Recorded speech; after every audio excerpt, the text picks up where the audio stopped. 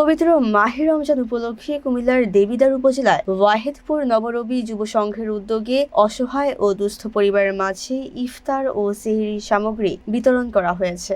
গত বুধবার দুপুরে সুবিল ইউনিয়নের ওয়াহেদপুর বাজারে সংগঠনের কার্যালয়ে আয়োজিত অনুষ্ঠানে প্রায় 100টি পরিবারের মাঝে খাদ্য সামগ্রী তুলে দেওয়া হয়। সংগঠনের সভাপতি গোলাম সারোয়ার রেজার সভাপতিত্বে অনুষ্ঠানে প্রধান অতিথি ছিলেন ওয়াহেদপুর ইসলামিয়া আলিম মাদ্রাসার প্রিন্সিপাল মোহাম্মদ শফিকুল ইসলাম। বিশেষ অতিথি হিসেবে উপস্থিত ছিলেন ভাইস প্রিন্সিপাল মোহাম্মদ তাজুল ইসলাম। এছাড়া সাধারণ সম্পাদক ডাক্তার শাহিন আলম সরকার, ছাত্র সমন্বয়ক মোহাম্মদ সিয়াম ইসলাম সহ অন্যান্য সদস্যরা উপস্থিত ছিলেন। বিতরণকৃত সামগ্রীর মধ্যে ছিল খেজুর, তেল, ডাল, ছোলা, মুরগি, পেঁয়াজ, চিনি, মুড়ি, ট্যাং ও বেসন। বক্তারা জানান, অসহায় মানুষের পাশে দাঁড়ানোই সংগঠনের মূল লক্ষ্য এবং ভবিষ্যতেও এই ধরনের কার্যক্রম অব্যাহত থাকবে।